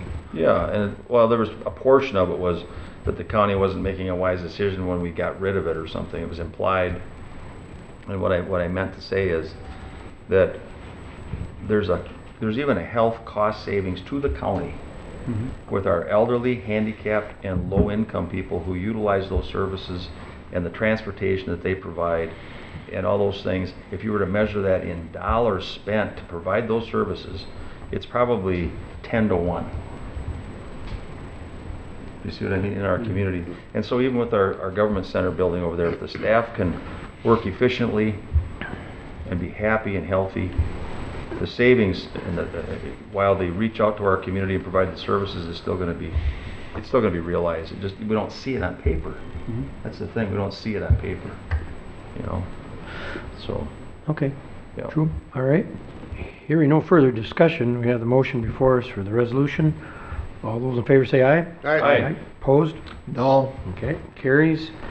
We'll go on, Bob, with the, Mr. Chair and Commissioners, I have number 5 in your packet is a memo regarding construction management agency services to continue to move forward then on this building project. We did, with the help of ISG, solicit requests for proposals for construction management agency services for the project. The engineer's estimate was a little over $651,000. We did receive 4 proposals, and staff as well as folks from ISG participated in interviews with all 4 of the entities that made proposals, and recommending Kraus Anderson to contract with. They had a low bid of $335,800. I also would add that they had a lot of experience building ramps and office buildings, and so not only were they the low bidder, but they also bring a lot of experience that we feel will be beneficial as this project moves forward. I'll move approval. Second. and moved in second, any discussion? I just did some mild due diligence on this one too, and that 335,800 was in line with what an engineer and an architect had mentioned to me. And you know, you forget about how much it costs just to oversee these things, but you know, I'm just happy that we have this, you know, coming forward to help us manage the whole process. I know that some of the other bids, they were all higher. So out of all those bids, this is the lowest bid. I went online with the work that they've overseen, and man, I'm telling you, they got some beautiful, huge structures that they have done. They work out of the Twin Cities, and a lot of buildings that they've helped to oversee their construction. Mr. Chair and Commissioner Campbell, I can tell you that through the interview process, Rouse Anderson already had ideas in terms of impacting the overall cost of the project, the timing. They're poised to begin as soon as possible to keep us on schedule and maybe even advance the schedule a little bit with a cost savings kind of approach in mind. And so that value engineering piece will be prevalent throughout the discussion, and they'll help us with that. One question I did have, and it was hard, Drew? I'm not that familiar with it. Sorry. That's right. Sorry, Mr. Chair. If I could ask, I don't understand this process of commissioning, but maybe you know something about that. Is this they'll oversee some of that also? I mean, to make sure that the commissioning aspect of the building is... So commissioning is kind of Justin, a, yeah. sorry again, Justin with ISG, responding to your question, Drew. Commissioning is kind of as the project wraps up related to HVAC systems and lighting controls. Okay. That would be a separate third party that you guys bring in. Okay. They would kind of come in and check all of the HVAC equipment, be there during startup, review controls, control wiring, and that sort of thing, just to make sure that everything's designed and installed is actually running the way it needs to run. The way it's supposed to run. Right. Like if it was placed in the wrong placement or... Yep, there's new state statutes related to school buildings that are actually requiring commissioning to happen on all school buildings. I don't know that it's required over here, but it's definitely recommended. Okay. So we might visit that. Otherwise facility maintenance deals with issues for the next 20 years, you know. Yeah. Okay. Thank you. Okay, thank you. Any other? Okay. Then, let's see, you got the motion? All in favor say aye. Aye. Aye. Opposed? Carries. Right. We can continue then with, Thank you, gentlemen. yeah. Thank you, guys. Thank you, guys. Continue with our, I guess, commissioner reports. We could start with you, Vance. All right. We had our last board meeting on July 18th, and after that board meeting, I had a Highway 169 board call in for a website review. If anybody would go online to the Highway 169 Corridor Coalition, we have a brand new website, and actually it's a lot easier to negotiate and get through. So on July 19th, we had our County Ambassador Program, and directly after the Ambassador Program, my wife and I took off and headed towards Columbus, Ohio for the NACO conference. I started the NACO conference on July 21st, 7:30 in the morning, like probably everybody else here that went. I mean, I think the interesting part about these NACO conferences is the folks that go usually start at 8 o'clock in the morning and they go until 5 o'clock in the afternoon. If they Sometimes actually later. can do something, I mean, a lot of times, sometimes there's receptions and stuff later on in the evening, but this is not a vacation. We are working. Personally, I'm chair of the airport subcommittee for NACO for the transportation, and we had our resolutions right away that morning. We had 7 different resolutions that we had, and one of the interesting ones was it came from Indian reservation, had to do with Indian school bus routes and how they, they have some really rough roads that they have to go down, and is how to get more money so they can get those students to school. But if any of you would like me to go through all 7 of them, I can, but I won't do it right now. All right. We had our subcommittee meetings. That after that, what transportation has done is put all the subcommittee meetings into one thing. So there's roads and bridges, there's airports, there's railroads, and then and then there's ports. We don't have a lot of ports here in Blue Earth County, so I'm not in ports, but I do attend all their meetings. We had a legislative update then. We had a thing with bridge bundling, how to do more with less. We had a thing on successful partnerships that save money and increase safety, which is PPP, personal private partnerships. We had ballot measures for infrastructure improvement and how to win the infrastructure. We then had a business meeting in the afternoon, and that ran until 4 o'clock. We had a report from NACE, which is the National Association of County Engineers, which I believe our own county engineer is part of. He didn't come, but he's part of NACE. We had an IT, Intelligent Transportation Systems changes coming sooner than you think, which is more of the autonomous cars, and we had a lot of talk on autonomous cars. And right now us in the rural areas are looking at that and kind of laughing. We have gravel roads, and of course us here in Minnesota have the snow, and what are they going to do with this or that? Well, your cars are getting smarter than we are. I mean, they're getting able to. They're using GPS to drive instead of the lines on the roads. Although right now the lines on the roads are very important. Drew, I have to really commend you for over the years that you've stressed painting that center line. I was thinking, why is Drew doing that? Well, now, especially with the new cars coming out that actually read those lines and keep people in between and on the road, it's a huge safety issue. He saw the future. Is that what you're saying? He did. Profit. I need to sit down and talk to him more and maybe gain some insight. Well, I supported those fog lines a long time ago, not because of the technology, because my eyes are going bad. So. Yeah. Yep. That's why I always liked them. We had intelligent transportation systems. Actually, they're talking about not light rail, but trains that actually follow lines on the road, so you don't have to build the light rail system. You can actually get a paint on the road that these trains would follow, so you could go right on the roadway, and it would save billions of dollars. Wow. And it's happening over in China right now, and a lot of places are looking at this. Where everybody's there's a certain group of people that are very much against light rail in the state of Minnesota because it's costing so much money.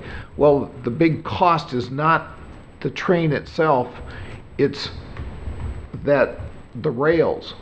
Well, if they could figure out how to follow these lines down the road instead of building the rails and messing up all these things, it would save billions of dollars, and it would move people very well. Let's see. We had our opening reception on July 22nd. We had the Rural Action Caucus.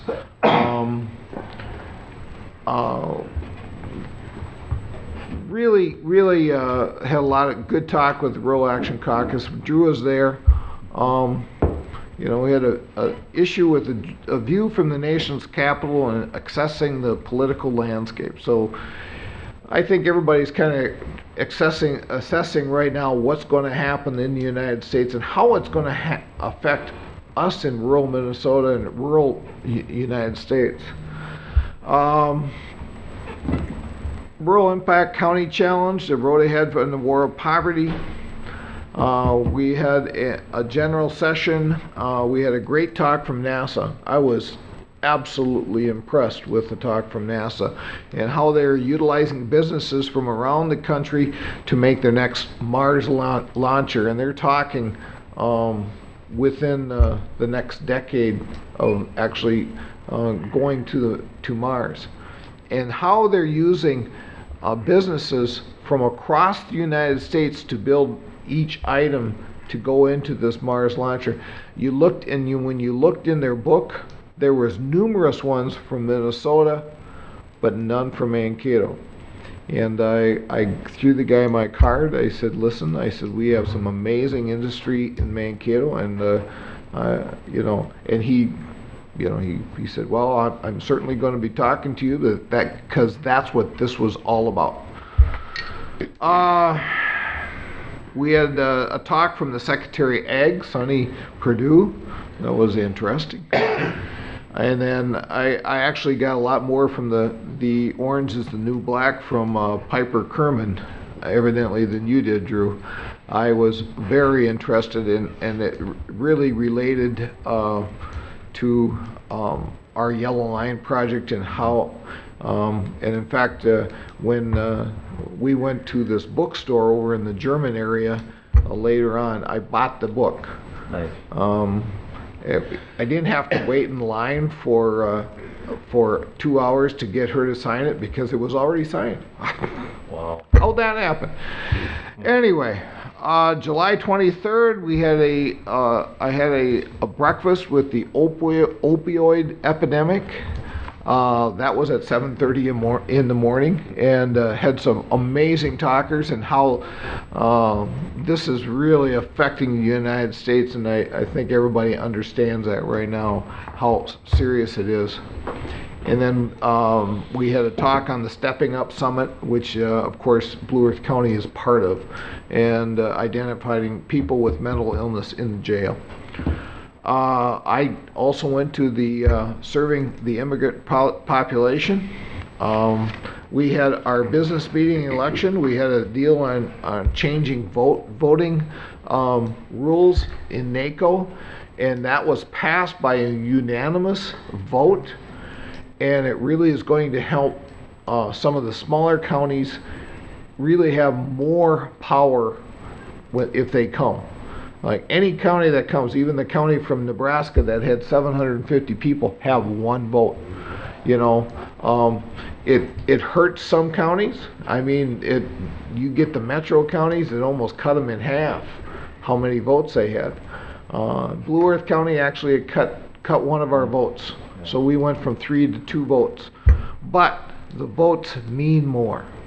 And that's the huge part. Yeah, their value's heavier, right? Yep. Yeah.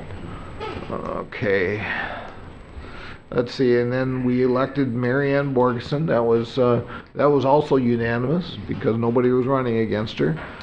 We had our Central Region Caucus, and then we had a talk from NACIO on how to stop fake news. And our past information officer, Jessie Beyer, was there, and she was part of the team. She's now administrator for Waseca County, and it's interesting and the whole concept and what elected officials should do and how they should really be more informed before they go and talk to somebody, you know.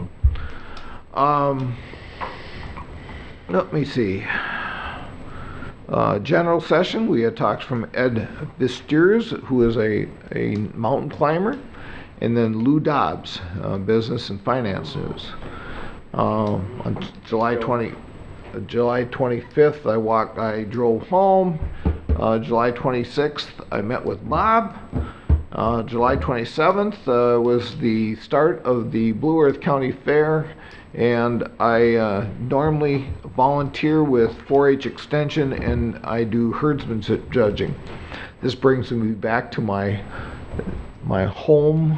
Back when I was a kid, I was a 4-H family kid, and so doing herdsmanship judging, it really brings me back. Had I had one young man who is he was 11 years old, and he's going to be a politician when he grows up, because he started talking to me, and it was a nonstop, and it was all about his beef cow and about what, you know. Frustrating for you to get a word in edgewise, okay. You know, and I have a hard time doing that. You know that, Mark. Okay, July 28th, my wife and I again stopped at the Blue Earth County Fair. Both days we had a nice chat with Will and Patrick. They were both down there in their stand. And then yesterday I had a very good experience. I am on jury duty for Blue Earth County right now. Gosh. And I'm on jury duty for July and August. And I was called in yesterday morning at 8 o'clock in the morning, and finally was released at 3:45 in the afternoon. But jury duty is such an important thing for us here in the United States, and it means so much. And trust me, there were other people who were still standing, probably still waiting, because the case, you know, they hadn't picked their jurors yesterday. All day long they hadn't picked their jurors. Actually, they were just, I was eliminated by the judge, but then they have to go through one by one in front of the defense and prosecutor and get, you know, have their elimination. I don't know if they even started the case by now yet or not. So if you're not here at a board meeting or something, you'll probably be there. There a good chance I couldn't have shown up and argued my case this morning if I would have been picked, or even if I wasn't released yet, because some of them just weren't released at 5 o'clock yesterday afternoon yet. Yeah. I was released and for reasons, and but that's the end of mine. Thank you very much for listening to me. I know it was short, but okay, maybe not. I appreciate your brevity. I'll try to make my next one shorter. How's that? Well, we knew they'd be longer with all the experiences out there for all the three of you. Kip. Well, now I can be not the world traveler that the rest of them are. I was back here in Blue Earth County for the last several weeks. Somebody needs to hold down the fort. And we didn't sell the place, so you guys did all right. Yeah. County Ambassador Program was already mentioned a couple times. Again, I think Caltrina does a great job with that. It is very nice to see our staff and hear that it's a value to them. I asked that question specifically because I know Bob had mentioned that he asked them specifically if it was a value, and so I did, so we could get their response and their reaction, and they all thought it was very positive. So it's good to see that, because we invest a lot of time and energy into this, and I think it's paying off. Last Thursday we had our EMS and our Emergency Communication Board meetings. We had both of them on the same day. I had a couple things to do with the communication board, with some run-of-the-mill bookkeeping things to deal with, but not a whole lot of grants and stuff coming through, so that organization just kind of meets just to keep up to speed on things. EMS is rolling around fairly well. We got our budget done. It looks like they're going to stay in business for a little while yet, so seatbelt money is down, obviously, which is a good thing, but it is direct funding for EMS.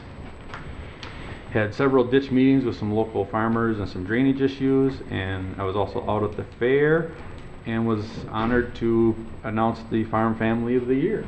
Wow, nice. Hey, that's pretty cool. A lot of fun, and there was a good turnout for that. In your district? They were from my district this year. That's yes. very good.